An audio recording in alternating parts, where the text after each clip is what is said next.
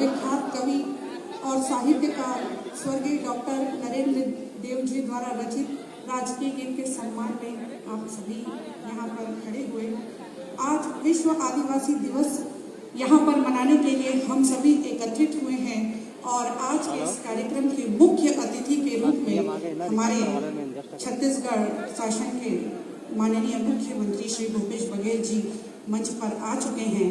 तो अगली कड़ी में अतिथियों के स्वागत एवं सम्मान हेतु सर्वप्रथम मैं श्री बीपीएस नेताम जी को सादर आमंत्रित करती हूँ कि वे मंच पर आकर अपना स्थान ग्रहण कर लेवे।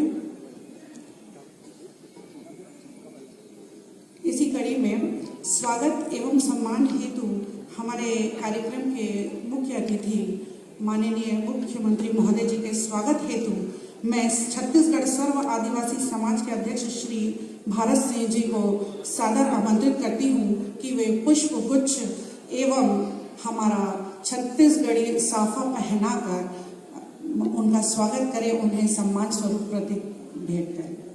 कृपया जोरदार तालियां बजाकर इसी कड़ी में श्री मदन कोरपे कार्यकारी अध्यक्ष उन्हें आमंत्रित करती हूँ कि वे भी पुष्प गुच्छ से उनका स्वागत और अभिनंदन करें। श्री मदन कोरपे जी, श्रीमती वेदवती मंडावी जी छत्तीसगढ़ सर्व आदिवासी समाज, श्री कुंदन ठाकुर जी युवा प्रभाग छत्तीसगढ़ सर्व आदिवासी समाज, वे मंच पर आए और पुष्प गुच्छ से स्वागत अभिनंदन करें। इसी कड़ी में श्री बीपीएस नेताम जी को आमंत्रित करती हूँ, सेवानिवृत्त IAS, कि वे भी पुष्प गुच्छ से मुख्यमंत्री महोदय जी का स्वागत और अभिनंदन करें। श्री GS धनंजय जी सेवानिवृत्त IAS को आमंत्रित करती हूँ कि वे भी पुष्प गुच्छ से मुख्यमंत्री महोदय का स्वागत अभिनंदन करें। श्री गणेश ध्रुव जी सदस्य अनुसूचित जनजाति आयोग, वे मंच पर आए। श्रीमती नीता राय मैडम जी, आपको भी सादर आमंत्रित करती हूँ कि मंच पर आकर हमारे माननीय मुख्यमंत्री महोदय जी का स्वागत और अभिनंदन करें। श्री फूल सिंह नेताम जी सेवानिवृत्त अपर कलेक्टर, उनको आमंत्रित करती हूँ कि वे पुष्प गुच्छ भेंट कर हमारे मुख्यमंत्री महोदय का स्वागत और अभिनंदन करें।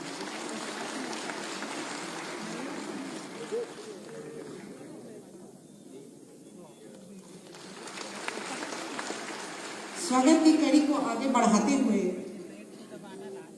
माननीय श्री भारत सिंह अध्यक्ष छत्तीसगढ़ सर्व आदिवासी समाज, इनके स्वागत हेतु मैं आमंत्रित करना चाहती हूँ श्री KS कर्मान जी को कि वे मंच पर आए और पुष्पहार पहनाकर स्वागत अभिनंदन करें। श्रीमती कमला देवी नेताम मैडम, आपको भी सादर आमंत्रित करती हूँ कि आप भी हमारे अध्यक्ष भारत सिंह जी का पुष्पगुच्छ से स्वागत करें।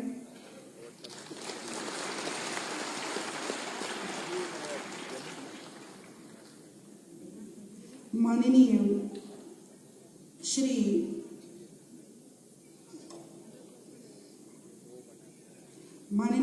प्रेम साई टेकाम जी, उनके स्वागत हेतु मैं आमंत्रित करना चाहूंगी श्री PR नाइक सर को कि वे मंच पर आए, श्री फूल सिंह नेताम सर को, श्री शैल ठाकुर मैडम को कि वे पुष्प गुच्छ के साथ उनका स्वागत और अभिनंदन।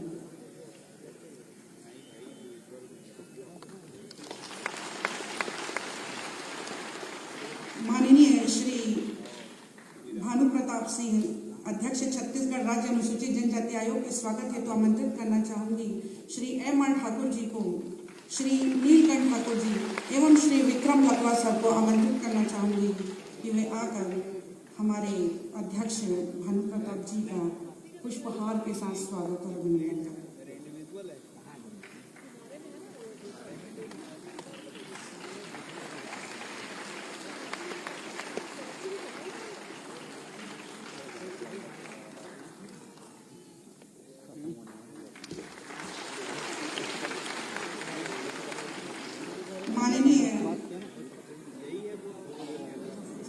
माननीय शिशुपाल सोनी सर, संसदीय सचिव, उनके स्वागत हेतु आमंत्रित करना चाहूंगी श्री दौलत कुंजाम बड़ौदा बाजार सर्व आदिवासी समाज, श्री लेखराज ध्रुवा सरपंच संघ अध्यक्ष, श्रीमती शारदा कोटे भिलाई, कृपया मंच पर आए और हमारे संसदीय सचिव जी का स्वागत करें।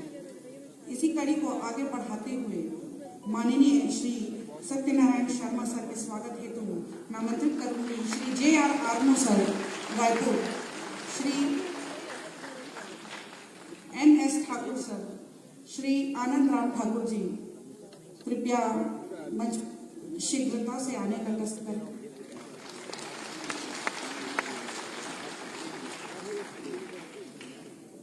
इसी कड़ी में माननीय श्री ब्रिजमोहन अग्रवाल जी, विधायक रायपुर दक्षिण, उनके स्वागत हेतु आमंत्रित करती हूँ श्री जयदेव भोई सरायपाली से, श्री रुस्तम सिंह राय, श्री NP नवजी सरायपाली।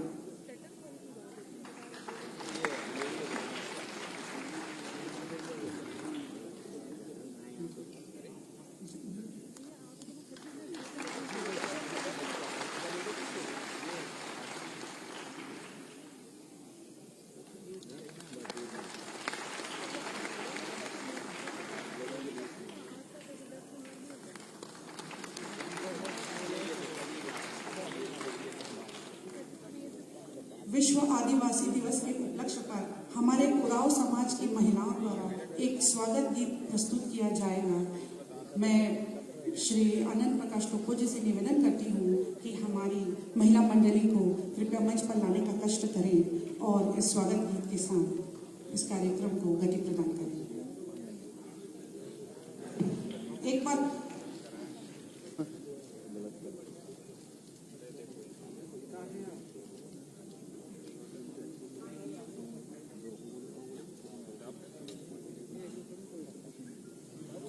मैं आप लोगों को बताना चाहूंगी कि संयुक्त राष्ट्र संघ द्वारा घोषित इस विश्व आदिवासी दिवस 9 अगस्त को पूरे छत्तीसगढ़ प्रदेश में सार्वजनिक अवकाश घोषित करने का श्रेय हमारे माननीय मुख्यमंत्री महोदय जी को जाता है, जिन्होंने हमारी छत्तीसगढ़ी जीवन शैली को प्रत्येक आदमी को समझने का मौका दिया और इसे मनाने का हमें अवसर प्रदान किया। स्वागत गीत प्रस्तुत है उरांव समाज की महिलाओं को।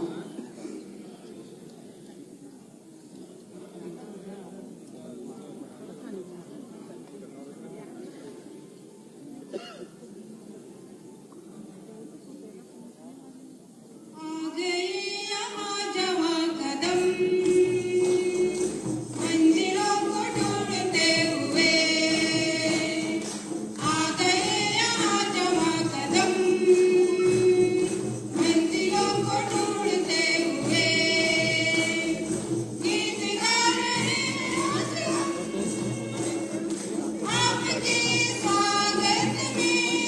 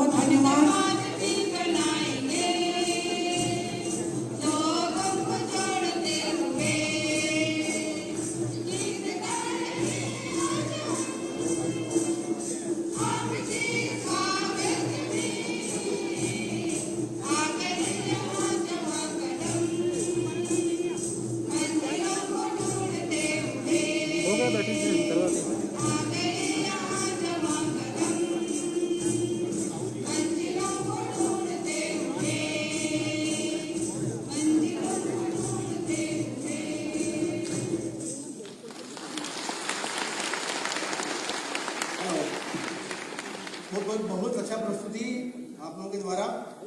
अब जिन विशिष्ट अतिथियों के स्वागत के लिए हमने साथियों को नाम दिया था, जिनका नाम मैं फटाफट बोल रहा हूँ, कृपया करके माननीय मुख्यमंत्री महोदय को आगे स्वागत करने का कष्ट करें।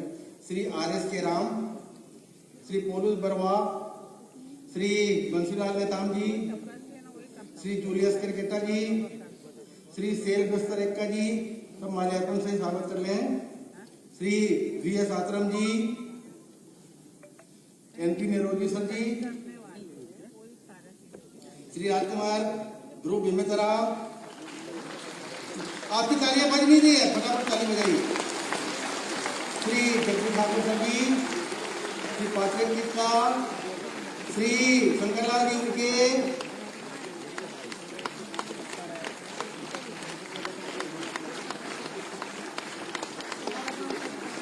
श्री चंद्रिका प्रसाद जी ठाकुर, हाँ, ये अन्य अतिथियों को आपका स्वागत, आपके द्वारा स्वागत किया जाना था और उस सब के एवज में माननीय मुख्यमंत्री जी का स्वागत हम लोग कर रहे हैं। बहुत तालियां बजनी चाहिए भाई, ये ऊपर गैलरी का आवाज, ताली की आवाज नहीं आ रही।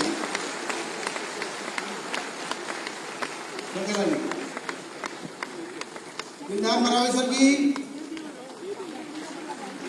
चंद्रिका को मैंने बुला दिया, जिंदा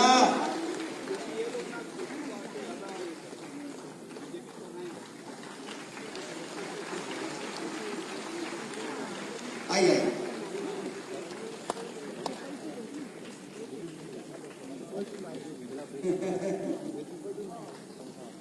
बहुत धन्यवाद।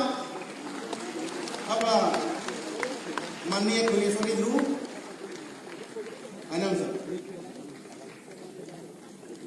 चूंकि हमारे मुख्यमंत्री महोदय जी को अन्य जगहों पर आयोजित कार्यक्रमों पर भी जाना है, समय की थोड़ी पाबंदी है हमारे पास, इसीलिए कार्यक्रम की अगली कड़ी में मैं इस सर्व आदिवासी समाज अध्यक्ष श्री भारत सिंह जी को स्वागत भाषण एवं प्रतिवेदन पाठ हेतु सादर आमंत्रित करती हूँ कि वे अपना वक्तव्य हमारे बीच प्रस्तुत करें। आदरणीय श्री भारत सिंह जी।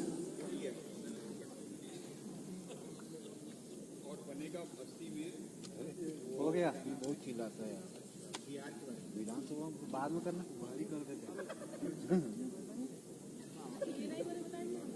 आज 9 अगस्त को विश्व मूल निवासी दिवस के अवसर पर पधारे सभी अतिथियों का, सभी सगाजनों का, मीडिया से जुड़े भाइयों का हार्दिक अभिनंदन, प्रणाम, जय जोहार, जय सेवा। मंच पर आसीन माननीय यशस्वी मुख्यमंत्री श्री भूपेश बघेल जी, कैबिनेट मंत्री डॉक्टर प्रेम साय सिंह जी, अनुसूचित जनजाति आयोग के अध्यक्ष श्री भानु प्रताप सिंह जी, विधायक रायपुर ग्रामीण सत्यनारायण शर्मा जी, विधायक दक्षिण रायपुर श्री ब्रिजमोहन अग्रवाल जी, संसदीय सचिव एवं विधायक श्री शिशुपाल सोनी जी एवं सभागार में उपस्थित सभी सम्मानीय अतिथिगण, आप सभी को 9 अगस्त विश्व मूल निवासी दिवस पर हार्दिक शुभकामनाएं। आप सभी ने अपने गरिमामय उपस्थिति देकर कार्यक्रम की शोभा बढ़ाई है, उसके लिए हम हृदय से आभार व्यक्त करते हैं। विशेषकर हमारे प्रदेश के लोकप्रिय मुख्यमंत्री माननीय श्री भूपेश बघेल जी ने अपने व्यस्ततम समय से समय निकालकर हमारे इस कार्यक्रम को मुख्य अतिथि के रूप में स्वीकृति प्रदान कर उपस्थित हुए हैं। हम छत्तीसगढ़ सर्व आदिवासी समाज उनके आभारी हैं और आप सभी की गरिमामय उपस्थिति के लिए छत्तीसगढ़ सर्व आदिवासी समाज से जुड़े सभी साथियों, भाई बहनों की ओर से आपका पुनः आभार व्यक्त करता हूं और सभी का स्वागत करता हूं।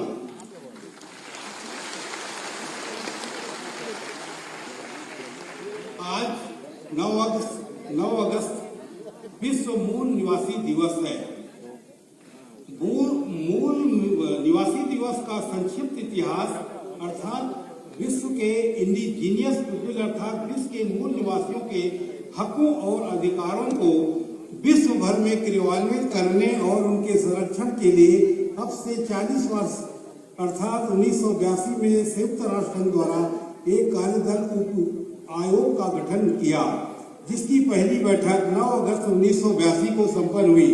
उस कार्यदल ने आदिवासियों की समस्याओं के निराकरण हेतु विश्व के तमाम देशों के ध्यान आकर्षण करने के लिए सबसे पहले विश्व पृथ्वी दिवस 3 जून 1992 के अवसर पर होने वाले सम्मेलन के एजेंडे में विश्व के आदिवासियों की स्थिति की समीक्षा और चर्चा का एक प्रस्ताव पारित किया।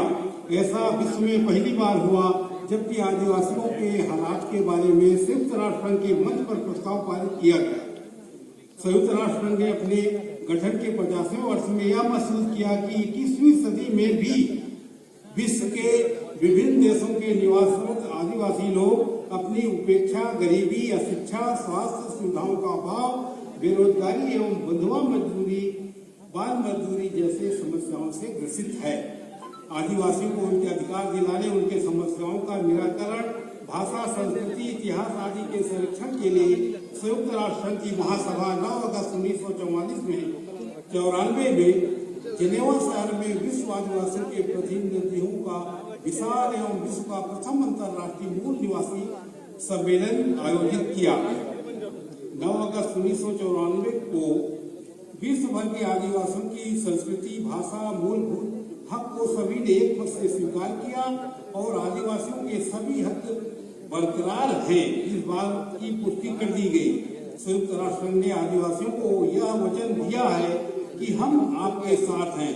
संयुक्त राष्ट्र की महासभा ने व्यापक चर्चा के बाद 9 अगस्त को international day of world indigenous people अर्थात विश्व मूल निवासी दिवस का फैसला लेकर विश्व के सभी सदस्य, जिनकी संख्या 192 है, को विश्व आदिवासी दिवस मनाने के निर्देश दिए।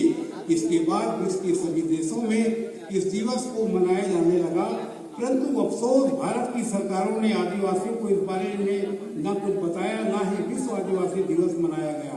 आदिवासियों के हालातों में कोई सुधार नहीं होने पर संयुक्त राष्ट्र ने 16 दिसंबर 2005 से 15 दिसंबर 2014 तक दूसरी बार फिर से आदिवासी दशक घोषित किया है। प्रथम मूल निवासी दिवस के इतने वर्ष बीतने के बाद भी विश्व में मूल निवासियों की स्थिति में कोई खास सुधार नहीं आया है। 1994 में जिनेवा में आयोजित प्रथम मूल निवासी दिवस, जिसमें सभी देश के सदस्य प्रतिनिधि बुलाए गए थे, भारत सरकार की ओर से केंद्रीय राज्य मंत्री जी का एक मंत्रिमंडल जिनेवा सम्मेलन में भाग लिया था।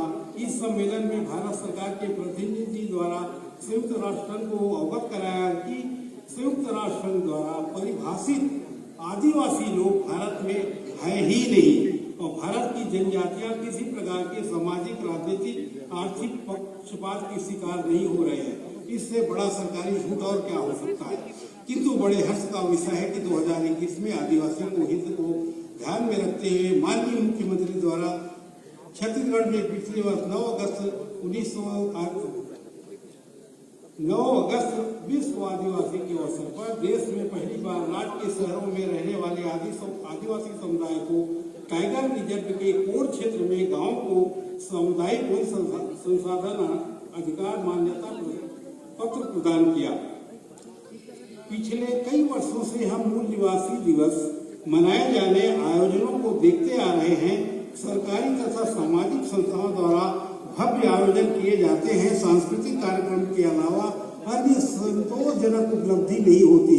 इस दिन हमारे समाज के प्रबुद्ध वक्ताओं द्वारा एक वैचारिक एवं बौद्धिक रूप से सम्मेलन गोष्ठी होनी चाहिए, जिसमें मूल निवासियों की समस्याओं और उनके समाधान के उपायों पर सारगर्भित चर्चा, चिंतन और मनन हो सके।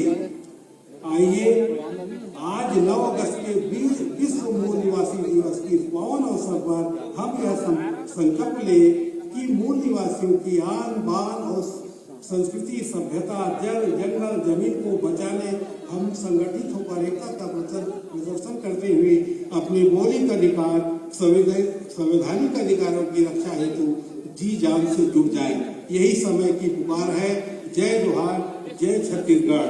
श्रीमान मुख्यमंत्री जी से मार्ग पत्र के रूप में हमारी जो अपेक्षाएं हैं उसको एक ज्ञापन के रूप में दे रहा हूं। मांग पुरानी है, परंतु हमारा लेटेस्ट मांग है कि रायपुर राजधानी में हमारे सर्व आदिवासी समाज के लिए जमीन चाहे जितना देना चाहे दे तो हमको बहुत खुशहाली होगी। धन्यवाद। जय हिंद।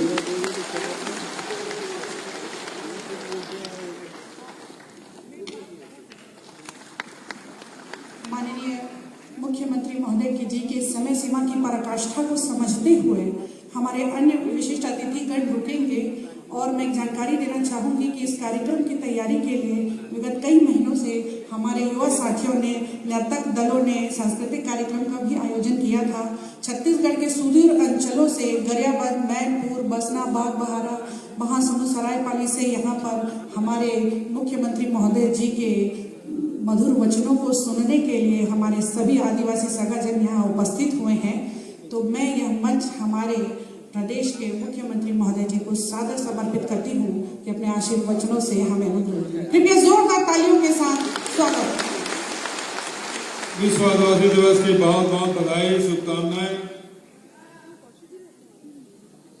आज का दिन दो महत्वपूर्ण घटना के लिए जाना जाता है। एक तो विश्व आदिवासी दिवस के रूप में मनाया जाता है, दूसरा आज ही के दिन अंग्रेजों भारत छोड़ो का नारा देश में गूंजा था। तो दो महत्वपूर्ण अगस्त क्रांति के रूप में भी इसको जानते हैं। दोनों को बहुत बहुत बधाई, शुभकामना।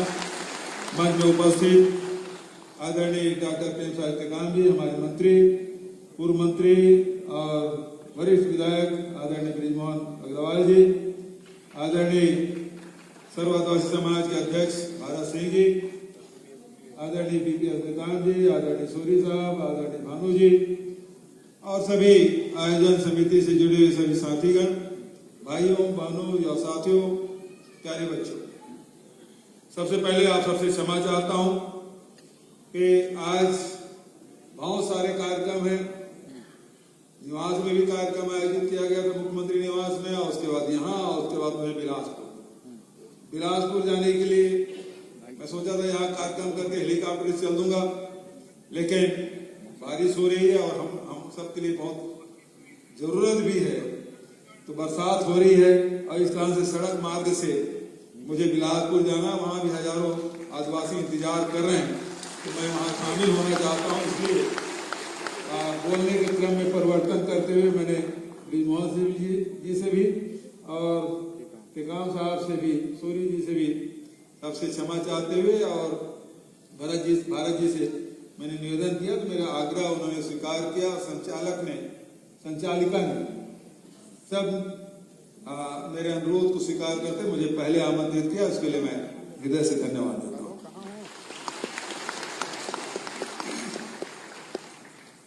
विश्व आदिवासी दिवस के अवसर पर आप सबको बहुत बहुत बधाई और शुभकामनाएं। हमारी सरकार ने विश्व आदिवासी दिवस के दिन छुट्टी घोषित किया। बहुत लंबे समय से मांग हो रही थी, वर्षों से मांग कर रहे थे, लेकिन ये संभव नहीं हुआ। लेकिन ये सौभाग्य मुझे मिला कि विश्व आदिवासी दिवस के दिन मैंने छुट्टी घोषित की और आज गांव हो, शहर हो, कस्बे हो, ब्लॉक मुख्यालय हो या जिला मुख्यालय हो, सब जगह विश्व आदिवासी दिवस का आयोजन हो रहा है।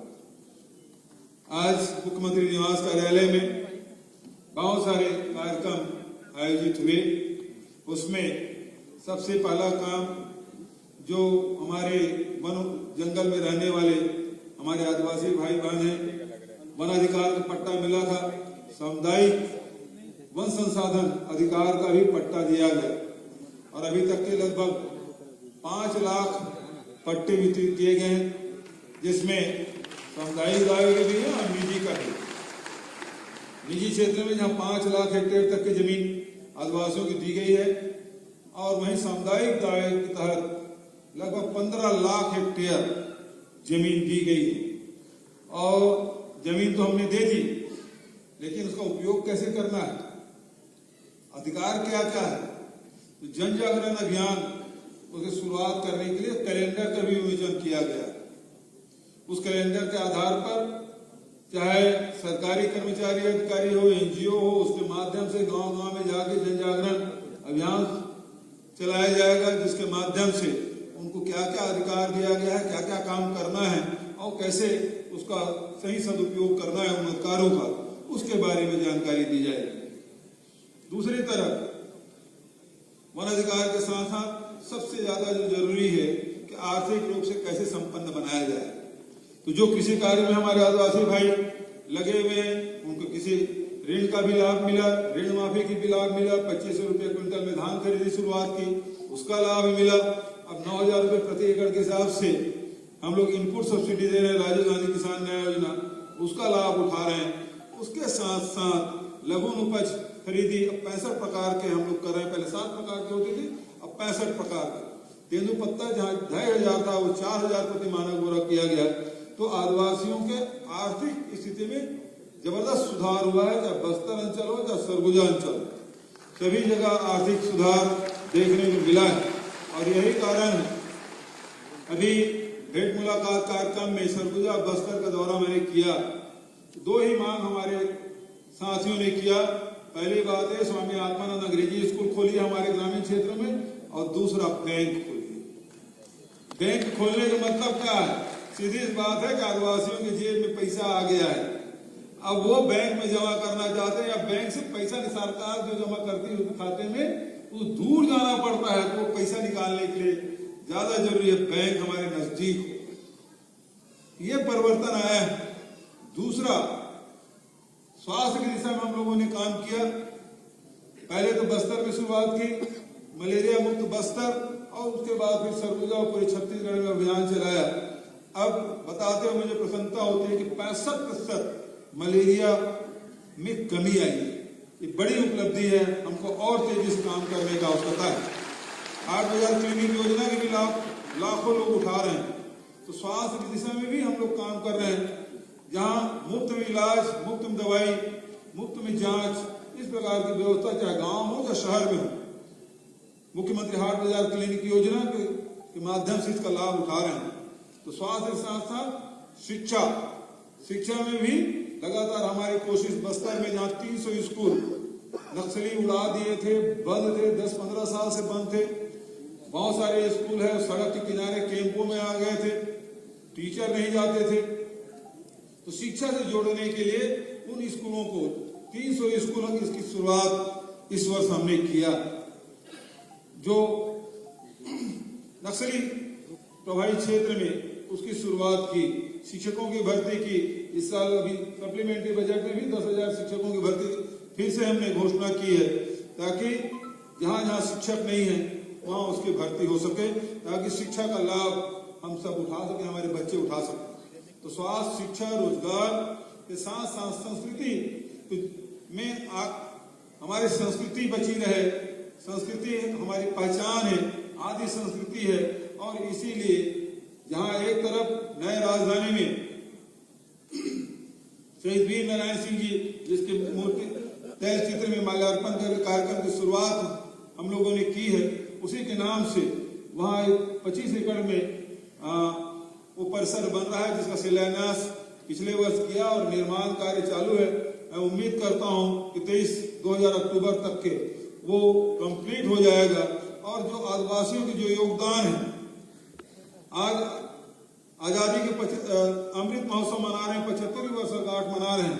और जिस प्रकार से आदिवासियों का जो आजादी की लड़ाई में जो भूमिका रही है, चाहे उन्हें 1857 की गदर की बात करें या उसके पहले की बात करें, जंगल सत्याग्रह की बात करें, चाहे वो भूमकाल की बात करें, हमारे चाहे गुंडाधुर के योगदान हो, चाहे गैन सिंह जी के योगदान हो, चाहे शहीद वीर नारायण सिंह जी के योगदान हो, चाहे रानी दुर्गावती के योगदान हो, वो सारे योगदान को हम सहेज के रखना चाहते हैं। और उसी के साथ साथ आपकी जो संस्कृति है, हमारी आदि संस्कृति है, उसमें किस प्रकार से उसका खान पान रहा, उसके पकवान किस प्रकार से बनते थे, उसकी भाषाएं क्या क्या थी, उसके नृत्य कैसे थे, उसके गीत कैसे थे, किस सीजन में कौन सा गीत गाया जाता था, तो सब कुछ सहेज के जो आदिवासी की जो संस्कृति है उसको सहेज के रखने का काम हम लोग कर रहे हैं। आप भारत जी आप जमीन मांग रहे, 25 एकड़ जमीन आपको पहले मिला, वो भवन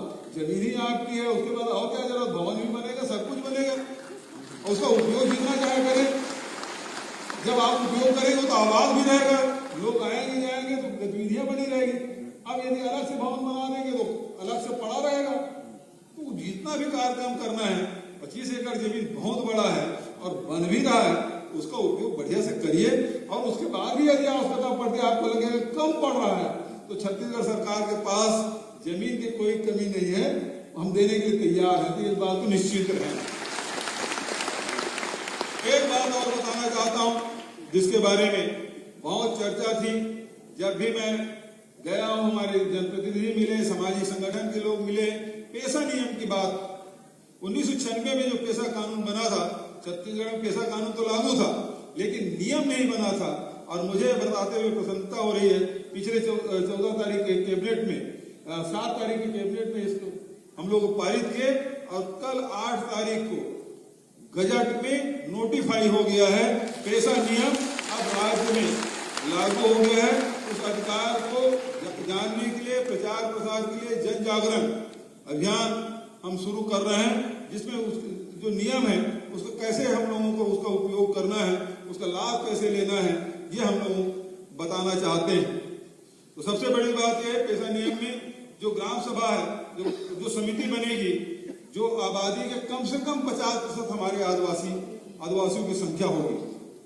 यदि ज्यादा जनसंख्या है तो ज्यादा होगी, यदि कम जनसंख्या है फिर भी 50% हमारे आदिवासी होंगे और उसमें आधा महिलाएं होंगी। जो आदिवासी संख्या है उसमें मान लो 50% है तो 25% पुरुष रहेंगे, 25% महिलाएं रहेंगी। एक साल का अध्यक्ष पुरुष लोग बनेंगे, दूसरे साल अध्यक्ष आप लोग बनेंगे। बहुत सारे उसमें नियम हैं और उसका अध्ययन करना चाहिए, उसका ज्यादा से ज्यादा लाभ लेना चाहिए। मैं इन्हीं शब्दों के साथ विश्व आदिवासी दिवस के अवसर पर आप सबको बधाई और शुभकामना देते हुए, क्योंकि बिलासपुर जाना है, मैं चाहता था यहाँ रुकूं, लेकिन मौसम के कारण मुझे जल्दी जाना पड़ रहा है, क्योंकि सड़क मार्ग से जाना है। इसलिए आप सबसे क्षमा चाहते हुए पुनः विश्व आदिवासी दिवस की बहुत बहुत बधाई और शुभकामना देते हुए आयोजकों को बहुत बधाई, उनके प्रति आभार कि उन्होंने मुझे अतिथि के रूप में आमंत्रित किया और आप सबके दर्शन करने का अवसर प्रदान किया। इसलिए मैं आप सबको, आयोजक साथियों को बहुत बहुत साधुवाद देते हुए अपनी वाणी के विराम देता हूँ। धन्यवाद। जय हिंद, जय छत्तीसगढ़।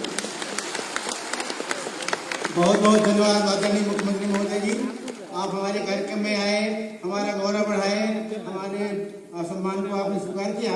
एक स्मृति चिन्ह आप लेते जाइएगा। सब लोग बैठे रहे कृपया। आदरणीय